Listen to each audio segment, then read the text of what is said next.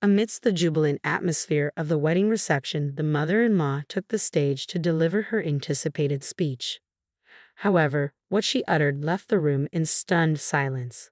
With an air of brazenness, she revealed a deeply personal detail: the bride's inability to conceive.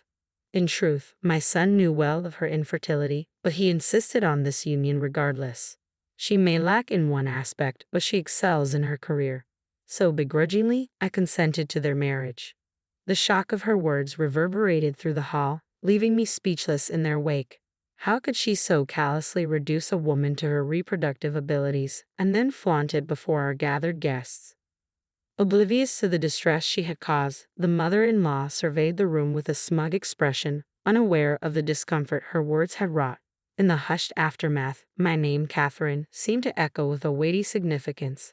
A 31-year-old professional in the dynamic realm of product development, I thrive in my career, contributing to several successful projects. Despite outward contentment, there's a secret burden I carry, one I dare not share with anyone. 5 years ago, I received the crushing news. I was infertile. The revelation left me reeling with shock and despair. In those dark days, I grappled with feelings of worthlessness and the loss of hope for any semblance of a future. Even my then boyfriend couldn't weather the storm, ultimately ending our relationship.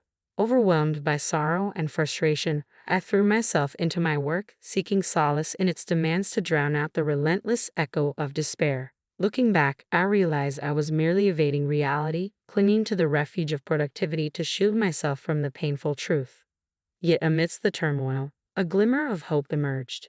Through unwavering dedication, a product I poured myself into became a resounding success, elevating my standing at work.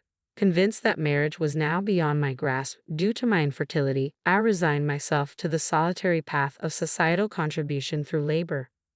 Then, a serendipitous encounter altered the course of my destiny. In a routine meeting for product development, I crossed paths with David, a man my age from a client company. Little did I know he would become the harbinger of change in my life. David, the son of his company's president and head of the planning department, and I swiftly exchanged contact information. Initially, our interactions were confined to professional matters, but gradually, our conversations transcended the confines of business, blossoming into a romantic connection. In David, I discovered an unexpected reservoir of love and kindness that I had long deemed unattainable. However, the specter of my infertility loomed large, a secret I dared not disclose for fear of losing him. Yet, as our relationship deepened, the weight of my silence grew heavier, gnawing at my conscience. How could I keep such a fundamental truth from someone who regarded me with unwavering sincerity? Uncertain of the outcome, yet determined to be transparent about my condition, I braced myself for the inevitable. Summoning courage, I disclosed my infertility to David, fully prepared for the possibility of his departure. Despite my resolve, anxiety gnawed at my insides as I broached the subject. To my astonishment, David's reaction wasn't what I anticipated. Tears welled in his eyes as he offered me solace, expressing gratitude for my honesty. His unwavering kindness moved me to tears, etching the moment into my memory like an indelible mark. Contrary to my fears, our relationship only flourished after that pivotal conversation. 2 years later, on a momentous evening at a restaurant, David presented me with a small case, unveiling a ring that glittered with promise. "Catherine, will you marry me?" His unexpected proposal ignited a whirlwind of emotions within me, joy mingled with apprehension. "David, are you certain? I can't bear children. Can you truly accept that?" Though David comprehends my predicament, the weight of marriage introduces a new dimension of uncertainty. I couldn't readily say yes to his proposal, burdened by doubts. "It doesn't matter, Catherine. I want us to navigate life's challenges together, to weather every storm side by side," David reassured, acknowledging my concerns with unwavering support. In that poignant moment, tears flowed freely, a testament to the emotions swirling within me. Since the day I received my diagnosis, I never envisioned this future. Yet in David's unwavering love, I found the courage to embrace it.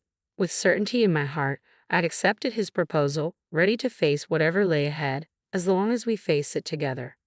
"I share your sentiment, David. Thank you for your unwavering care. I'd eagerly anticipate the journey ahead of us," I replied, gratitude laced in my words as we embarked on the path to wedded bliss. With the proposal accepted, we wasted no time in setting the wheels in motion for our impending nuptials. As a woman in her 30s, the prospect of becoming a wife ignited a sense of urgency within me, eager as I was to intertwine our lives officially. Funny how swiftly one wishes to hasten time once the promise of matrimony is extended. The reality of marriage loomed closer, heightening my anticipation with each passing moment. However, before exchanging vows, we had to confront a significant hurdle: meeting David's parents. While our encounters with them had been brief in the past, this meeting carried weight as we prepared to divulge news of our engagement. Unfortunately, the reception of our impending union was far from smooth sailing. While David's father greeted the news with joy, his mother maintained a stern countenance throughout the exchange. When the moment came for her to express her thoughts, her opposition to our marriage was palpable. "Catherine, I cannot condone your marriage to David," she declared, her disapproval evident in her demeanor. Perplexed, David interjected, seeking clarity. "Why?" he pressed, prompting his mother to elaborate. Fixing me with a steely gaze, she broached the crux of her objection. "Your inability to bear children," she stated bluntly, laying bare the very fear I had hoped to avoid. Though prepared for reproach, the directness of her words pierced me deeply, leaving me momentarily speechless. "You comprehend, don't you? David is poised to inherit the company. It's only natural that we expect his wife to bear an heir. Marrying someone incapable of fulfilling that role is out of the question," she asserted, her tone unwavering in its refusal to accept our union. Aware of David's imminent ascension to the helm of the family company, I understood the weighty expectations placed upon him, particularly the desire for him to produce an heir. Yet David's proposal to me had been made with full knowledge of these circumstances. While the prospect of not having children with him weighed heavily on my heart, our decision to marry had been a mutual one, made despite these challenges. Thus, his mother's words struck a painful chord within me, their sharpness magnified by the stark reality they laid bare. "It was me who insisted that it didn't matter," David interjected, his defense of me unwavering. "Please, mother, refrain from laying blame on Catherine. Our choices should not be disregarded in this manner," he implored, coming to my defense when words failed me. Even David's father, visibly perturbed by his wife's harsh words, expressed his discontent. "How could you utter such words?" he admonished her. Despite their protests, his mother remained resolute, her stance unchanged. "I speak the truth," she asserted defiantly before excusing herself from the table, signaling an end to the discussion. Although our conversation yielded no resolution that day, it failed to shake our steadfast commitment to each other. Determined to formalize our commitment despite his mother's resistance, we opted to register our marriage with his father's blessing. Recognizing that waiting for her approval might indefinitely delay our union, we took the decisive step forward. "My mother's objections hold no sway over us," David assured me. "I'm the one who desires this marriage. Let's remain patient. She'll come around eventually." Thus, David and I became husband and wife, yet his mother remained steadfast in her refusal to acknowledge our union. "I'll never accept this. I refuse to attend any ceremony," she declared adamantly, escalating the tension further.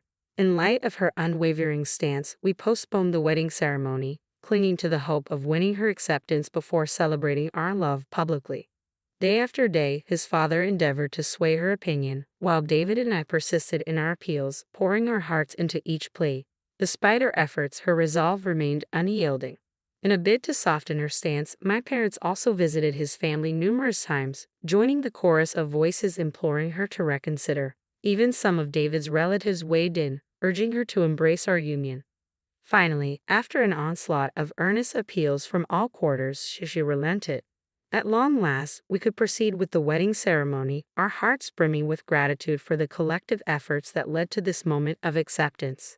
Despite lingering discontent, David and I pressed on with our wedding preparations and finally settled on a date, marking it a year from the day we officially registered our marriage, effectively our inaugural wedding anniversary.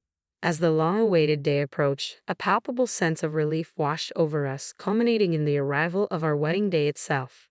Filled with an overwhelming mix of emotions, I stood on the brink of tears, elated at the prospect of finally donning the wedding dress I had nearly abandoned. It felt surreal, like the culmination of a cherished dream. The ceremony unfolded seamlessly within the sacred confines of the church, setting the stage for a joyous reception. Surrounded by the warm embrace of well-wishers, I found myself enveloped in a cocoon of happiness. It was all thanks to David, whose unwavering support had guided me through moments of doubt and self-doubt, reminding me of my worthiness of love and marriage. Watching David, resplendent in his finery, exuding an aura of strength and reliability, filled my heart with an indescribable sense of contentment.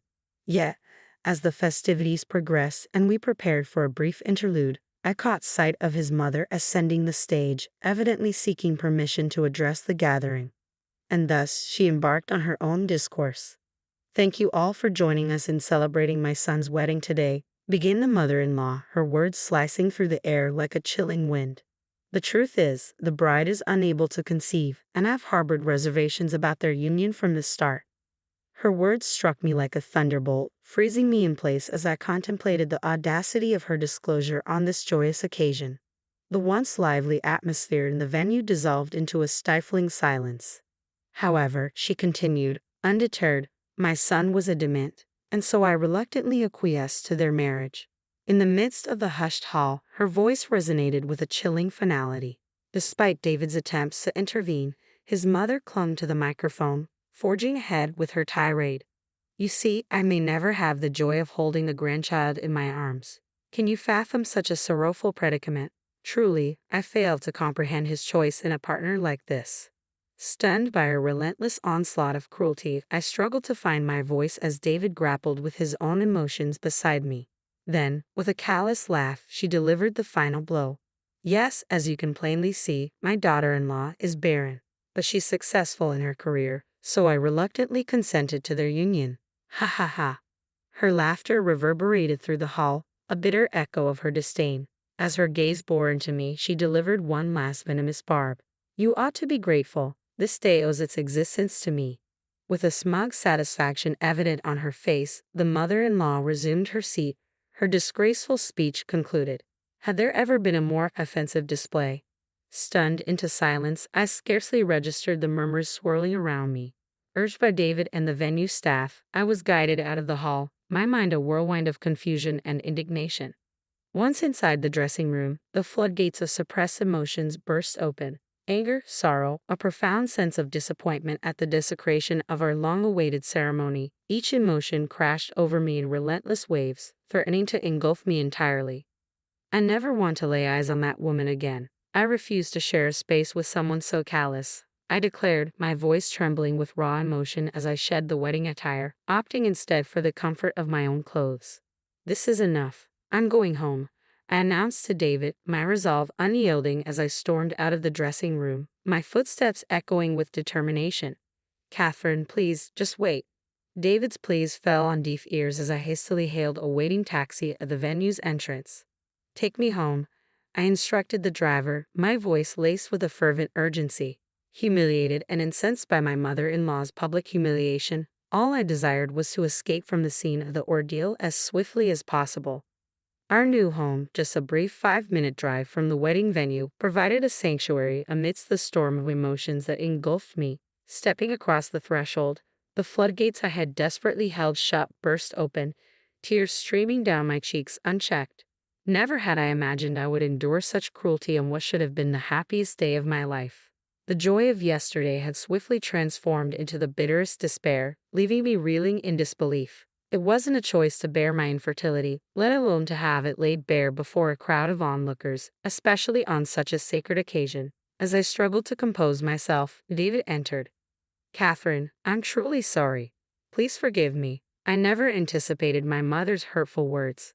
I'm sorry I couldn't shield you from her cruelty." David's voice was laden with remorse as he bowed deeply before me, seeking my forgiveness. He explained that as the groom, he felt powerless to confront his mother's deplorable behavior.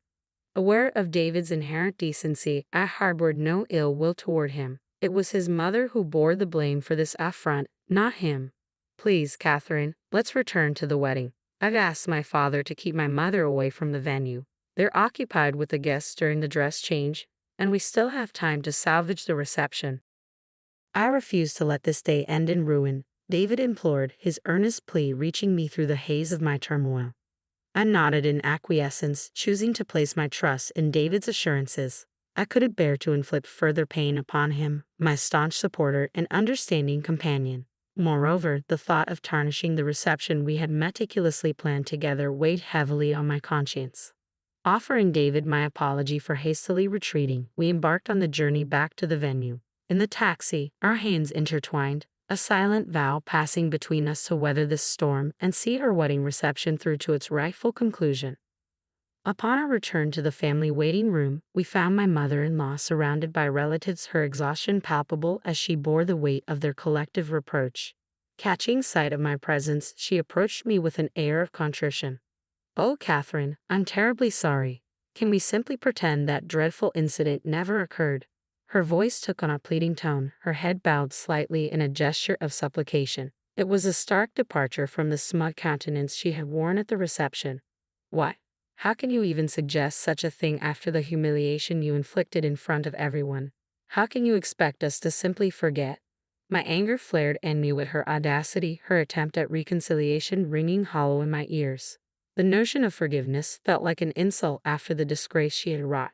Why seek forgiveness now when you never truly accepted me to begin with? If you were so opposed, why not simply let things be? I voiced my refusal to acquiesce to her plea, my resolve unyielding as I prepared to return to the ceremony. "Don't be like that.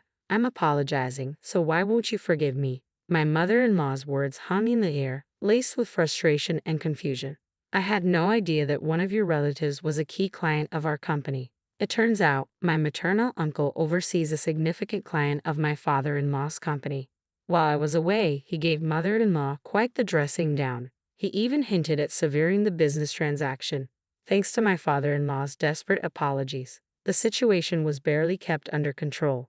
In that moment, clarity dawned upon me like a sudden revelation. Mother-in-law's apology wasn't born of genuine remorse but rather self-preservation. I was rendered speechless by the realization of her motives. It was then that David, who had observed our exchange in silence, finally interjected.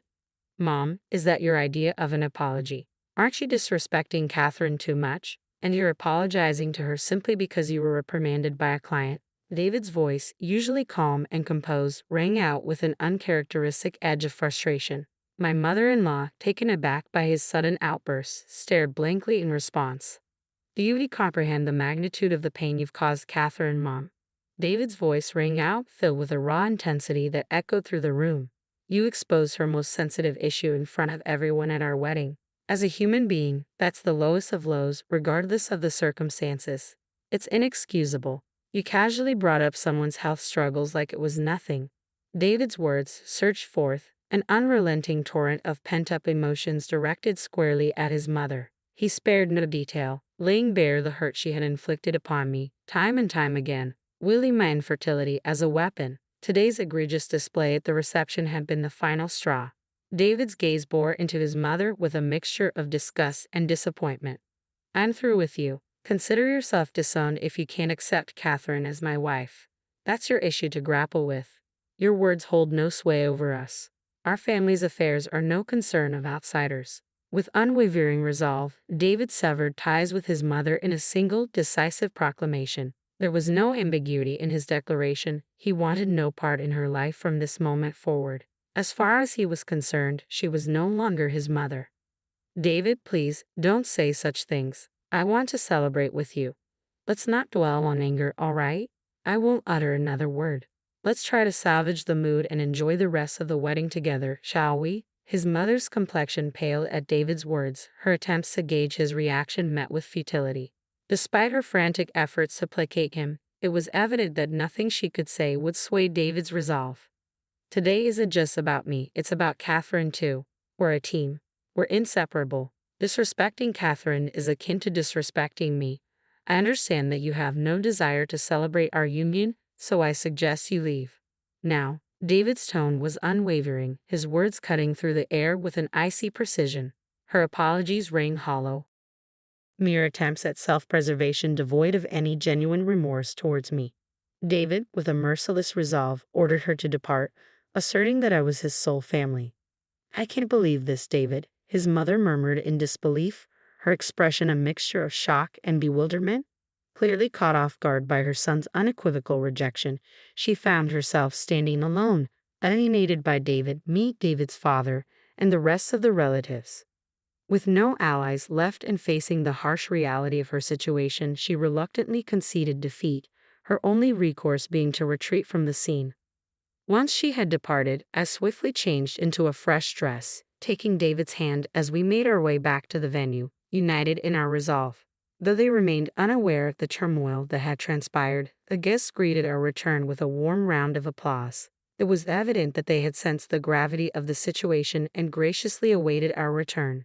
I was deeply moved by their understanding and grateful for the comforting embrace of their warm reception. With my mother-in-law absent, the wedding reception flowed seamlessly. As David and I prepared to deliver our closing remarks, we took a moment to extend a heartfelt apology for the disruption caused earlier. With that, we successfully wrapped up the festivities without further interruption. True to David's resolve, we made the decision to cut all ties with my mother-in-law. David changed his contact details, ensuring no further communication could reach us. He even suggested we relocate, despite our recent settlement into our new home. Recognizing David's unwavering determination, I agreed to the move. The relocation expenses were graciously covered by my father-in-law, citing the troubles caused by my mother-in-law. With his support, we swiftly made the transition to our new residence. Once our move was finalized, my father-in-law took decisive action and served my mother-in-law with divorce papers. He, too, had grown weary of her mistreatment towards me, and the incident at the wedding was the final straw.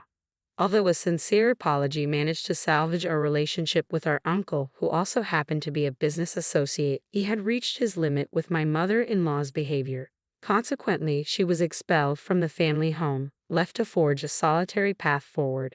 Since David and I cut ties with my mother-in-law, we've been left in the dark about her whereabouts and well-being. From what we've heard through whispers and hearsay, it seems her disgraceful behavior at the wedding left her with no familial support. She's said to be enduring a solitary and difficult existence, scraping by in a modest apartment and working multiple part-time jobs from dawn till dusk just to make ends meet. Meanwhile, David and I are relishing in the tranquility of our married life. Though we hadn't been blessed with children, we find solace and contentment in our companionship. We're confident that as long as we continue to cherish and support each other, our bond will only grow stronger with each passing day. With this unwavering belief, we face our future hand in hand, filled with hope and anticipation for the life we're building.